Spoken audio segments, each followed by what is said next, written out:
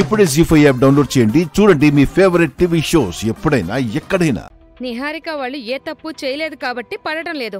నిజాలు తెలిసిన రోజున మీరెలాంటి భయంకరమైన మనుషుల పక్కన తిరుగుతున్నారో మీకే అర్థమవుతుంది.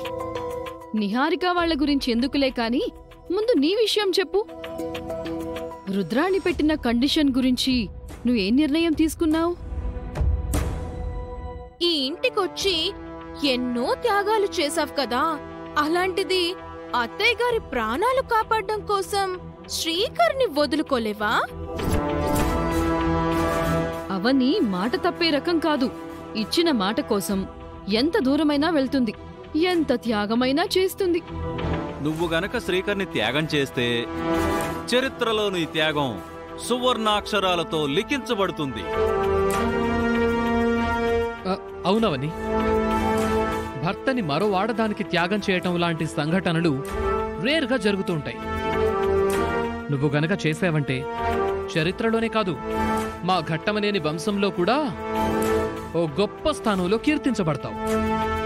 నువ్వు ఒక్కదానివి త్యాగానికి సిద్ధమయ్యావు అంటే ఇంట్లో మా అందరి సమస్యలు తీరిపోతాయి.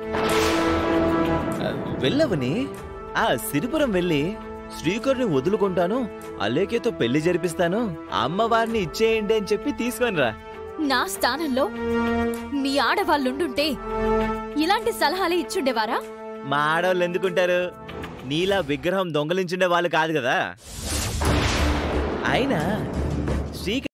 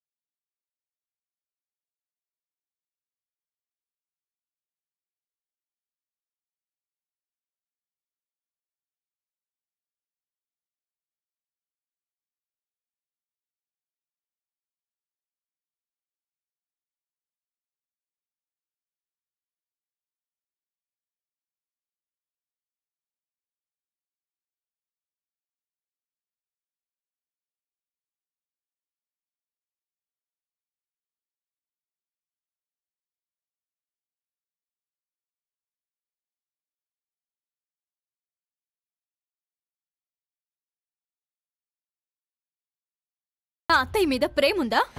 ఉంది కాబట్టే కదా అత్తయ్య ప్రాణం కాపాడుకోవాలని అనుకుంటున్నాం.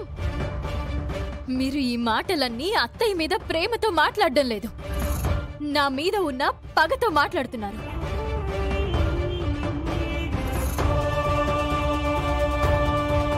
కుటుంబ క్షేమం గురించి మాట్లాడడం లేదు, మీ స్వార్థం గురించి మాట్లాడుతున్నారు. అమ్మవారు ఇంటికి రాకపోతే ఇంకా ఏం నష్టం జరుగుతుందో, ఆస్తులు బంగారాలు పోతాయేమోనన్న భయంతో మాట్లాడుతున్నారు.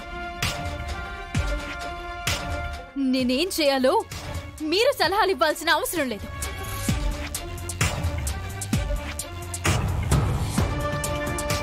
అవనికి బాగా మండినట్టుంది. ఎంత మండినా అవనికి మరో దారి లేదు.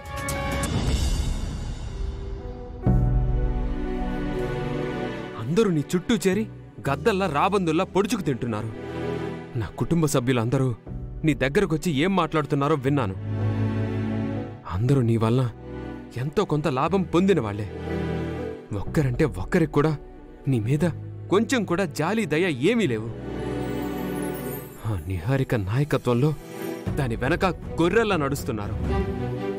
చదువుకున్నారు, సంస్కారవంతమైన పెంపకంలో పెరిగారు. బుద్ధులు మాత్రం మంచివి రాలేదు. అందుకే అంటారు బావా, బిడ్డలనైతే కనగలరు గాని వాళ్ళ తలరాతల్ని కనలేరు అని.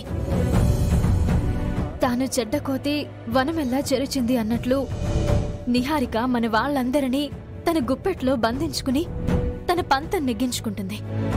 నన్ను త్యాగం చేసేమని వాళ్ళు చాలా ఈజీగా చెప్పేస్తున్నారు. నువ్వు మాత్రం తొందరపడి నాకు దూరం కాకు. నిన్ను విడిచి ఉండడం నా వల్ల కాదు. ఆ లేఖ్యని నేను కలలో కూడా పెళ్లి చేసుకోలేను. నిన్ను వదులుకోవాలని నాకు మాత్రం ఎందుకుంటుంది బావా?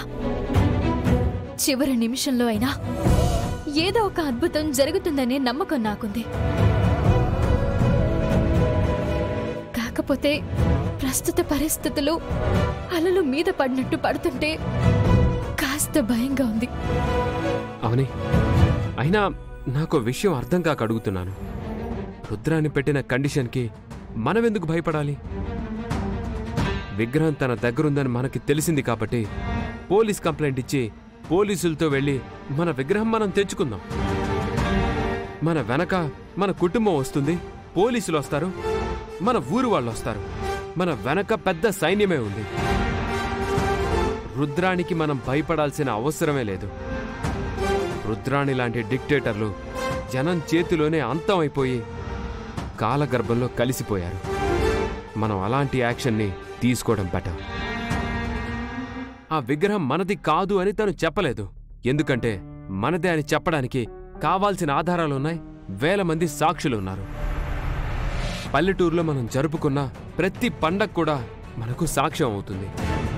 మనం ఈ యాంగిల్లో ఎందుకు స్టెప్ తీసుకోకూడదు? నువ్వు చెప్పినట్టే చేయొచ్చు బావా. అయితే ఒక ప్రమాదం ఉంది. ఏంటది? రుద్రాణి అంత తెలివి తక్కువది కాదు. మన నుంచి ఎలాంటి రియాక్షన్ వస్తుందో ఊహించగలదు. తను కోరుకున్నట్టు జరగకపోతే విగ్రహాన్ని మాయం చేస్తుంది. తన ఇంట్లో లేకుండా జాగ్రత్త పడుతుంది. మనం పోలీసులతో వెళ్తే అసలు విగ్రహం తనకు దొరకలేదు అని చెప్తుంది. ఆవిడికి భయపడి ఊర్లో వాళ్ళు సాక్ష్యం చెప్పలేరు. సో మనం తొందరపడి నిర్ణయం తీసుకోవడం వల్ల మరోసారి విగ్రహం ఆచూకీ తెలియకుండా పోతుంది. అందుకే జాగ్రత్తగా వ్యవహరించి విగ్రహాన్ని సొంతం చేసుకోవాలి. ఈ సమయంలో తొందరపాటు అనర్థాలకు మూలమవుతుంది. నువ్వన్నది నిజమే. ఏం జరుగుతుందో తెలీదు గాని మనం మాత్రం దూరం కాకూడదు. పౌర్ణమికి ఇంకా 3 రోజులే సమయం ఉంది. అమ్మవారు ఎలా నిర్ణయిస్తుందో చూద్దాం బావా. జీ5 యాప్ డౌన్లోడ్ చేసి అన్ని ఎపిసోడ్స్ పూర్తి ఉచితంగా చూడండి.